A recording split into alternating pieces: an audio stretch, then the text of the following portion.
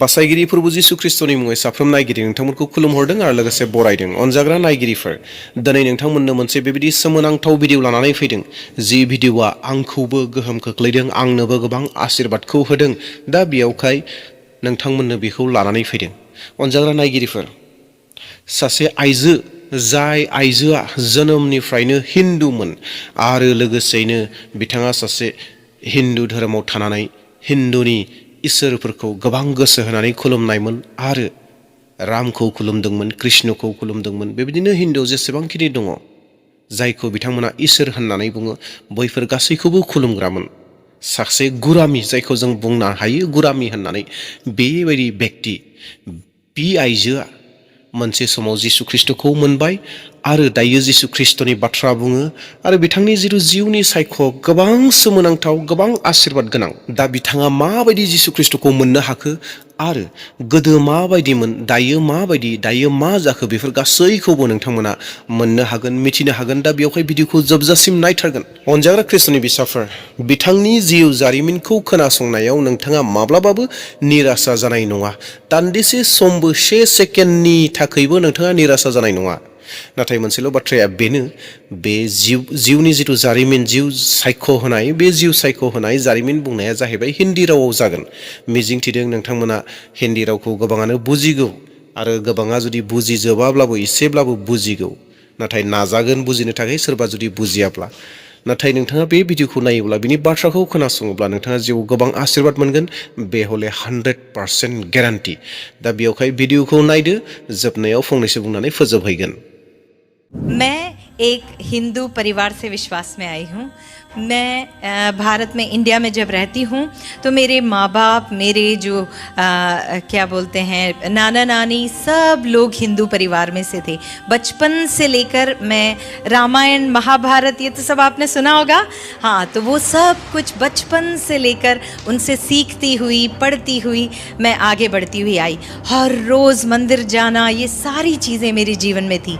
लेकिन पता है क्या हुआ? एक चीज़ थी मेरे अंदर, एक खोज थी, सच्चाई क्या है। जब मैं इतने सारे कहानियों को पढ़ती थी जो हिंदू धर्म में बोला जाता था, उन सब के बीच में मुझे ऐसा लगता था कि मेरे भगवान मुझसे कहते हैं झूठ मत बोलो, चोरी मत करो, ऐसा मत करो, वैसा मत करो। लेकिन अगर वो खुद ऐसा करते हैं तो कोई उन्हें बुरा नहीं कहता, है ना। कृष्ण चोरी करता था लेकिन कोई बात नहीं, है ना। वो उसकी लीला होती थी, लेकिन मैं करूँ तो मुझे पिटाई मिलती थी, है ना। तो ये सारे सवाल मेरे अंदर हुआ करते थे। सच्चा जिंदा परमेश्वर कौन है, यही चीज़ मैं ढूंढती रहती थी।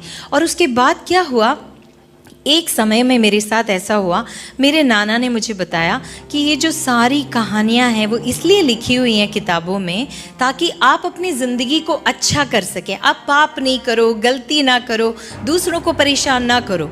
फिर मैंने सोचा कि फिर मैं इनकी पूजा क्यों करूं, अगर सिर्फ अच्छी जीवन के लिए बनाया गया है।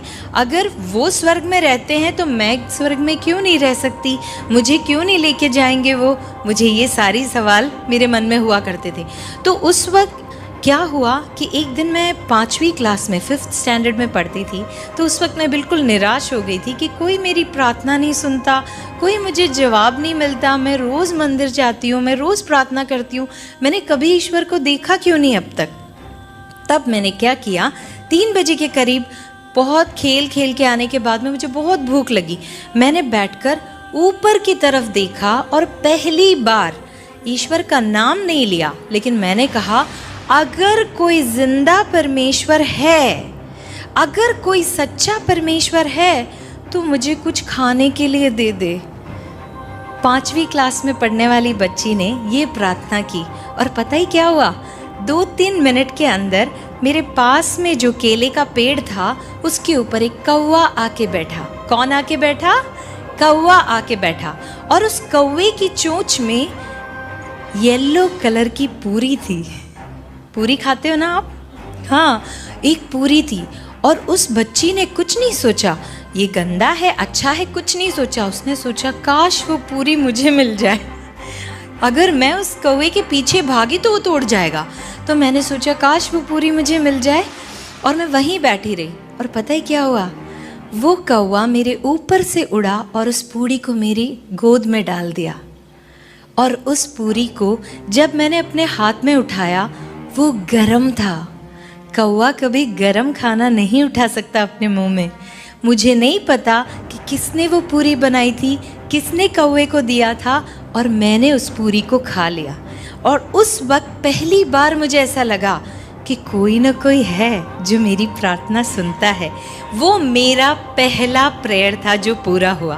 और आप जानते हैं, बहुत बड़े होने के बाद जब मैंने बाइबल पढ़ा तब मुझे पता चला कि हमारे परमेश्वर में एक आदत है, जब भूख लगती है तो कौवे के द्वारा खाना खिलाता है।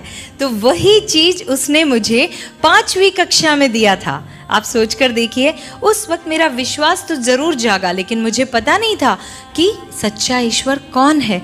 किसी ने मुझे यीशु मसीह के बारे में तब तक बताया नहीं था। फिर उसके बाद में मैं नर्सिंग पढ़ने के लिए राजस्थान में आई। जब मैं नर्सिंग पढ़ने गई तब तक मेरे अंदर भूख बढ़ चुकी थी कि मुझे जानना है कि वो सच्चा परमेश्वर कौन है। इस पूरे संसार को बनाने वाला कोई तो होगा। और उस वक्त क्या हुआ, मैं जब वहाँ गई मैंने सोचा अब मुझे ईश्वर मिल नहीं रहा, तो मैं क्यों ना ईश्वर के पास चली जाऊँ। अगर वो मेरे पास नहीं आता तो मैं उसके पास चली जाती हूँ। ये सोचकर मैंने ये सोचा, प्रभु आप तो मेरे पास आ नहीं रहे हो, मुझे दिख नहीं रहे हो, तो मैं आपके पास आना चाहती हूँ। और वो कैसे होगा, मर के, है ना। और मैंने ये तय किया कि जब मैं नर्सिंग की पढ़ाई करने के लिए अपने हॉस्टल में हूँ तो मैं जहर खाकर अपने आप को ख़त्म कर दूँगी।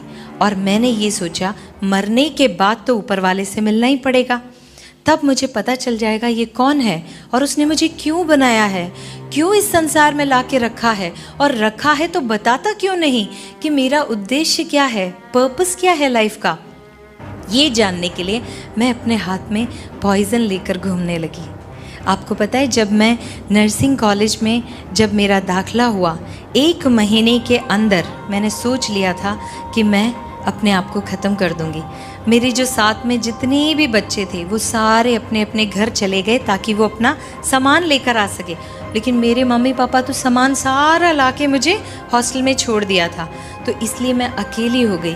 तो मैंने सोचा कि 10 दिन की छुट्टी मिली है उन लोगों को, 90 दिन मैं अपना जहर खाऊंगी, 10वें दिन वो लोग आएंगे और मेरा बॉडी उनको मिलेगा।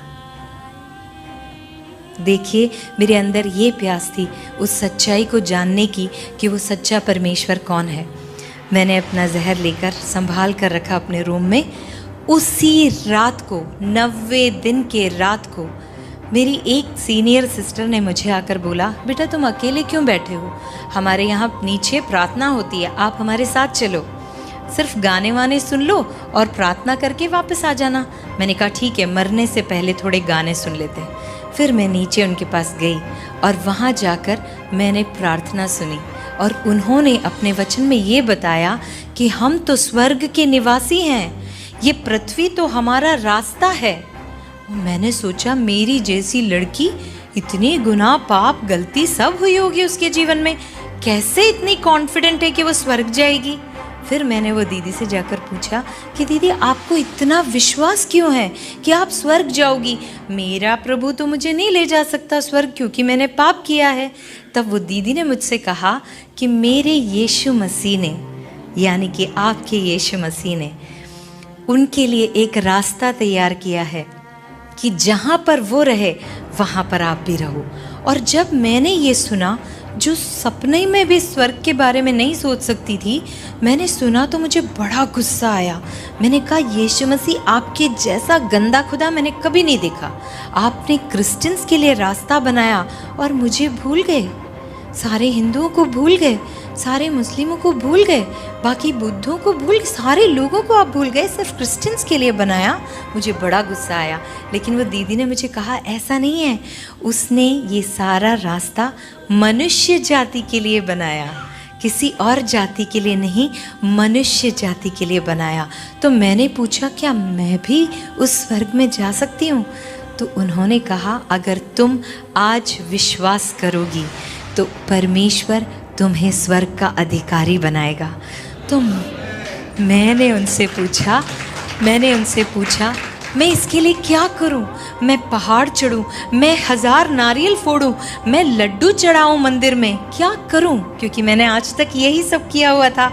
तो दीदी ने बोला नहीं बेटा, अपना दिल प्रभु को दे दे और परमेश्वर तेरे सारे पापों को अपने ऊपर लेकर क्रूस पर ऑलरेडी चढ़ चुका।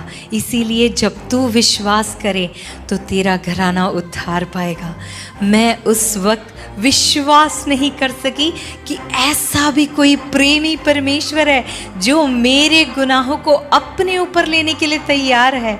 और जानते हैं उन्होंने मुझसे क्या कहा? अभी और इसी वक्त अगर तू अपने पापों का अंगीकार करे और यीशु मसीह को उद्धार करता जानकर स्वीकार करे तो आज से तू उसकी बेटी हुई, तेरा जीवन बदल जाएगा। और उसी वक्त आप सोच कर देखिए, मैंने प्रार्थना करी, घुटने टेके और उस यीशु मसीह को अपने हृदय में लिया। और उसी वक्त परमेश्वर ने एक ऐसा आनंद मेरे अंदर भरा, एक ऐसी रोशनी मेरे अंदर दी जिसके बाद आज तक मैंने पीछे मुड़कर नहीं देखा। उसके बाद मैं उनसे कहने लगी कि वो परमेश्वर, मैंने प्रभु से कहा, प्रभु 19 साल की थी उस वक्त में, मैंने कहा प्रभु 19 साल से मैं आपका इंतज़ार कर रही हूँ, मैं आपको ढूंढ रही हूँ। और पता है मेरे प्रभु ने क्या कहा? मेरे प्रभु ने कहा 2000 साल पहले से मैं तेरा इंतज़ार कर रहा हूँ। आज मेरा परमेश्वर आपसे यही कहना चाहता है, आपके पैदा होने से पहले, आपके पाप करने से पहले, आपके इस माँ के गर्भ में आने से पहले मेरा प्रभु आपके लिए मर चुका है, आपके गुनाहों के लिए मर चुका है। और वह स्वर्ग में जाकर आपके लिए रास्ता बनाता है, आपके लिए जगह बनाता है, आपके लिए घर बनाता है। यही परमेश्वर ने आपके लिए किया। आज मैं खुशनसीब मानती हूँ अपने आप को कि अंधकार से प्रभु मुझे ज्योति में लेकर आया और आप सबके बीच में खड़े होने का सौभाग्य दिया। मैं सच में आपको एक ही बात कहना चाहती हूँ, अगर उस रात को प्रभु मुझे नहीं मिला होता, उस बहन ने मुझसे नहीं कहा होता, तो आज मैं एक पेपर के न्यूज़ बनकर रह जाती कि एक अनुपमा नाम की लड़की नर्सिंग पढ़ने आई थी और खुदकुशी कर ली और उसकी लाश उसके रूम में मिली और मैं वहीं ख़त्म हो जाती। लेकिन एक लड़की ने अपना मुंह खोला, उस धन को जो उसके अंदर छुपा हुआ था उसने मेरे साथ बांटा। इस कारण आज अनुपमा जिंदा खड़ी है आपके सामने। मैं इसीलिए आपको कहना चाहती हूँ, आपके बीच में भी ऐसी कई सारी अनुपमा होंगी। प्लीज़ अपना मुंह खोली है। यीशु मसीह आपके दिल में छुपा कर रखने वाली चीज़ नहीं है। आप बांटिए, आप दूसरों के लिए जीवन दाता बन जाएंगे। आप बांटिए, आप ऐसी कई सारी गवाहियों को खड़ा कर देंगे।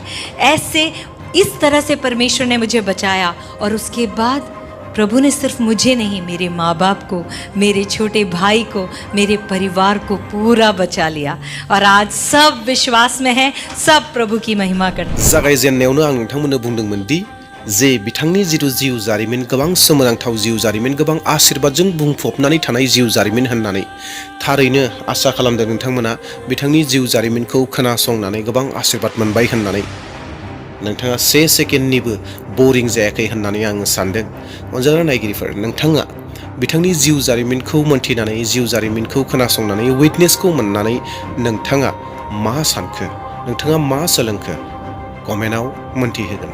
दे अब्ला अनजाग्रा नायगिरिफोर, चेनेलाव सोरबाफोर गोदान फैदोंब्ला चेनेलखौ साबस्क्राइब खालामदो, लाइक खालामदो, भिडिअखौ शेयार खालामदो आरो कमेन्ट होनो दाबावसै। आरो लोगोसे बेजोंनो खावलायनो हास्थायदों, मोनथिहोनो हास्थायदों। अनजाग्रा नायगिरिफोर, नोंहाबो जुदि बेबायदि सोमोनांथाव जिउ जारिमिन दङब्ला नोंथांनि जिउ जारिमिनखौ गुबुननो शेयार खालाम। मानोना नोंथांनि जिउ जारिमिनखौ गुबुना मोनथिनायनि गेजेरजों गोबां गाहाम राबनि खामानि जागोन। दा बेयावहाय नोंनि जिथु जिउ जारिमिन दङ, जिउ जारिमिनखौ गुबुननो फोरमाय, गुबुननो शेयार खालाम। आरो नोंथाङा जुदि गुबुननो शेयार खालामनो जुदि प्लेटफर्मखौ मोनाखैब्ला, जायगाखौ मोनाखैब्ला आंनो कमेन्टआव बुंगोन, आं नोंथांखौ हेफाजाब होगोन। नोंथाङा आंनि चेनेलावबो फैनानै एबा आंनि चेनेलनि गेजेरजों नोंथांनि जिउ जारिमिनखौ गुबुननो फोरमायनो हागोन। दे अब्ला अनजाग्रा नायगिरिफोर, दिनैनि भिडिअखौ बेसेयावनो दोनथ'नोसै। Thank you.